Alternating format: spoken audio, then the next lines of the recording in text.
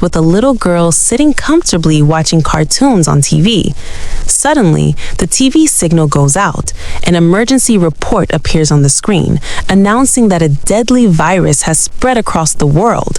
This wasn't a common virus, but a terrifying infection that could turn humans into bloodthirsty animals within minutes. Scientists had predicted that this virus would spread worldwide in a short time. Therefore, everyone should protect themselves. We are shown that the mother of these children is also extremely nervous. She speaks to her husband, a pilot, on the phone. He explains that the situation is out of control. Infected people, now called ferals, are spreading everywhere. These ferals have become zombie-like creatures, but much faster and stronger than zombies. They can also think.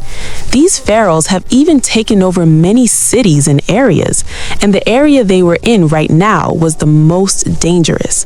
The pilot tells his wife, "You have to leave this society immediately." Before hanging up, the pilot, to cheer up his daughter Abigail, shows her the bracelet Abigail had made for her father. He promises to always keep it with him and that he'll reach them soon. They rush outside to save themselves, but the scene outside is terrifying. Sirens are blaring, people are screaming, and ferals are swarming all around. They run towards their car, but just then, a feral attacks their mother. In the blink of an eye, Abigail's mother transforms into a feral before her eyes. Abigail panics and hides under the car. From underneath, she sees that the same feral that attacked her mother had also attacked and infected her brother. Seeing this, Abigail felt deeply saddened, but she remained silent, knowing that if she made any noise, the feral would attack her too. Hidden under the car, the feral doesn't see Abigail and moves on. Abigail thinks she's saved, but then her own mother, now a feral, spots Abigail and charges towards her to kill her. A gunshot is heard. Abigail sees her mother fall down because a man shot her and saved Abigail. This man is Cassius, who lovingly pulls Abigail out from under the car, cradling her in his arms and comforting her. At this moment, he notices Abigail's gaze fixed on a small child. He realizes that this is Abigail's brother, who is now becoming a feral. Cassius tells Abigail to cover her ears and then shoots her brother in the head, killing him forever. Just a few minutes had passed, and Abigail's world had changed. Her entire family had been wiped out, and from that day on, Cassius became her family. He became her teacher and protector. The movie then flashes forward 10 years. The world has completely changed, and there's nothing but silence everywhere. Most humans have either died or become ferals. Cassius and Abigail are surviving in the woods as the cities are overrun with ferals. Abigail is no longer the scared child she once was. She has become a warrior, as Cassius has rigorously trained her to fight, hunt, and survive. This time, we see them practicing in the woods, and they spot a survivor trying to escape the ferals. Cassius tells Abigail there's a test for her. He gives her his sniper and tells her to save this man and kill all the other ferals. Abigail sits down, and before aiming, Cassius tells her to relax, take a deep breath, aim at your target, and then pull the trigger. Abigail does all of this, but in her haste to prove herself, she sees the target but doesn't notice the humans surrounding it. When Abigail fires, the bullet hits the survivor instead of the feral. This was a huge mistake, especially in this world where humans are so few and far between. Abigail had killed a human. Cassius scolds her profusely and goes there himself, killing the zombies. He knew that this dead man would only come back to life as a feral, so before he can come back to life, he cuts off his head. Afterward, he begins taking out his belongings from his car and even puts on his shoes because Cassius's own shoes were too worn out. They were about to leave, but suddenly, vehicles surround them. These vehicles contained many human survivors armed with weapons. They saw Cassius in their dead friend's shoes. They assumed Cassius was a robber and had killed their friend to rob him. The man was also shot, so it was clear that one of them, not a zombie, had killed him. Enraged, they all pointed their weapons at Cassius. Just then, a pregnant woman named Megan emerged from the vehicle to stop the situation. She pleaded with everyone, "Please stop it. Like us, they are among the few human survivors left in this world. Please leave them be." Before they could make a decision, another serious disaster struck.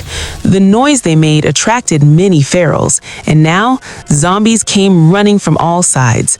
There were so many of them, and they were running so fast that people had no chance to escape in their vehicles. They already had weapons, so they used them as cover and decided to fight for their survival with these weapons. A fierce battle ensued. The group of survivors began to lose. Despite their numerous weapons, their ammunition was running out, but the monsters were not stopping. Now, numerous monsters attacked the group of survivors, biting them and turning them into monsters. The only humans who survived were Cassius, Abigail, Megan, and her husband, David. While all these ferals were busy biting and infecting the survivors, they were still alive. Taking advantage of this moment, Megan, David, Abigail, and Cassius all escape in a car. The newly transformed feral group reveals that their leader, also a feral, is furious with everything that's happened to him and his group. He's determined to take revenge on Cassius, the man who started it all. So, he begins chasing the car they fled in, following Cassius's scent. But Cassius has driven off for quite some distance. He asks them, "Where do you want to go?"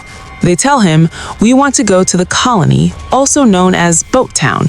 It's an underwater colony made up of large ships where all the remaining human survivors live. There are doctors and all kinds of facilities here." Hearing all this, Abigail's eyes light up as she had long dreamed of living with humans.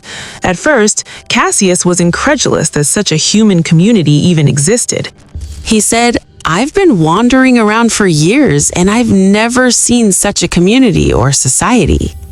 Megan told him that they had come into contact with members of that community many times.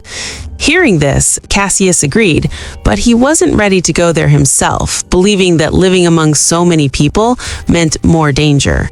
However, Abigail insisted that they would definitely go there at least once, even if only to drop Megan off, because given his condition, they couldn't let him go alone. Cassius's expression clearly indicated that he wasn't ready for even that. On the way, their car suddenly stops and they discover it has broken down. David, a mechanic, tries to fix it, but fails due to a lack of tools. They are now forced to walk. As they walk, they reach an old place that Abigail recognizes. Near this spot was an airfield where her father used to work. She tells everyone they should head to the airport. Maybe they'll find a plane there, making their journey easier. This idea seems absurd, as no plane will be able to fly after 10 years. When Abigail insists, he agrees to go, and they discover a very strange thing. There isn't a single plane inside the airfield. Luckily, they found a small plane in a garage, but it's a little worn out from being 10 years old. David says he can repair it. While he's repairing the plane, Abigail remembers how they were guarding it. These people repeatedly pretend to be their own. They were looking around when they suddenly realized that a large group of ferals was approaching them. They were still a long way off, but at the speed they were running, they would be near them in 5 to 10 minutes. They rushed over and told David to hurry. Abigail sat in the pilot's seat and began remembering everything her dad taught her as a child. She picked up a booklet and began reading about the plane, just as the zombies broke through the fence and arrived. David and Megan were already inside the plane. After a little effort, Abigail started the plane's engine. The plane began moving rapidly down the runway. Despite this, the zombies were so fast that they even tried to catch up with the moving plane and damaged its wings. At this point, Cassius was half inside the plane and half outside. A zombie was trying to grab him and pull him out, but he shot it in the head, knocking it off the plane. Finally, Abigail flew the plane into the air. Everyone was overjoyed to see the plane flying. They breathed a sigh of relief as they were about to complete such a long journey in just a few hours. But their joy was short-lived. After an hour, the plane began to smoke, as the engine was very old and hadn't been serviced. Shortly after, the plane's engine failed completely, sending it spiraling out of control. To save his own life, Cassius joined Abigail and, seizing the plane's levers, crashed it into a tree, minimizing damage. Their idea worked. They suffered minor injuries, but none of them died. Anyway, they had covered the entire distance they had to travel. They now had to cover the remaining distance on foot, which would take about 2 days. They decided to spend the night inside the dilapidated buildings as there were no zombies around. However, Cassius had set traps all around. Upon entering, Megan came and thanked him, saying, "If it weren't for you, we would be dead by now." Hearing this, Cassius, who had always been a very tough man, began to melt a little. Seeing Megan, he remembered his past and he told her, "I killed my wife first, that too out of compulsion because she was infected and I had no other way to save myself." From that day on, he swore he wouldn't fight for anyone. He would only work for his own survival. But then he found Abigail and changed his mind. He made Abigail his companion and raised her like his own daughter. He explains that it's no longer his mission to save anyone except Abigail. "But I take responsibility for you and David and promise to get you to your destination." The next day, they begin their journey, and while walking along, they come across a strange sight, a beautiful, clean farmhouse with many trees growing there and even electricity. They are astonished and try to head towards the farmhouse, but then a voice comes from a speaker telling them to put down their weapons. They obey, leave their weapons behind, and go inside. It turns out the owner of the place was a scientist. He is overjoyed to meet all the survivors and prepares a delicious meal for them. They all cry while eating because they were eating such a good meal after 10 years. After dinner, they sit down and talk, and in a very strange way, the scientist says that this virus isn't a bad thing, but rather a manifestation of human evolution. He believes that the virus has killed all the weak humans and transformed the strong into ferals, and that these new ferals should take over the world and the remaining immature humans should die. As he speaks, everyone begins to feel dizzy because he had laced everyone's drinks with a sedative. This is how we learn that the scientist's intentions in inviting them inside were not good. When they open their eyes, they are bound. Here, the scientist reveals his true identity, saying, "I'm here only to fight zombies." He was conducting experiments. He had also imprisoned his zombie wife here. He had also created a device that allowed him to control not only his wife, but all the zombies. He explains, "I want all humans to die and turn into ferals or zombies so that I can control them and rule the entire world." He now frees his zombie wife and, controlling her with his device, sends her towards these people to attack them. Everyone panics. As she approaches Cassius, Cassius kicks her hard, pushing her away. Meanwhile, David uses his strength and breaks his ropes. Here, we learn a twist.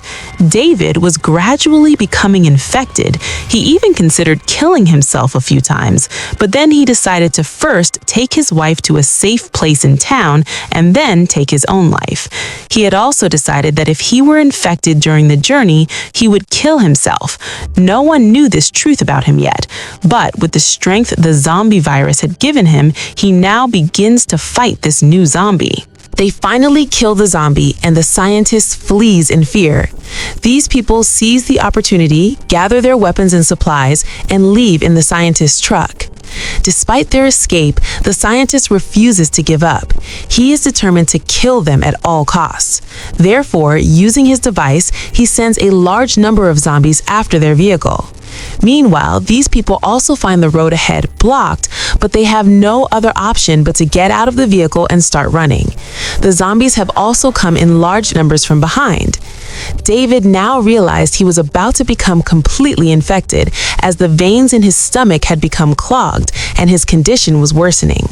He met his wife there and said his last goodbye. Megan, who didn't want to leave him, told him, "I'm doing this for our baby." With that, he sent her away with Cassius and began fighting the remaining zombies. The zombies couldn't chase the 3 survivors, and they reached the riverbank. Fortunately, the town where Megan was supposed to arrive was built underwater. Abigail immediately went to request help, and upon seeing them, the men provided cover and attacked the monsters pursuing them from a distance. A boat was then sent to take them inside the colony, and they finally escaped the zombies.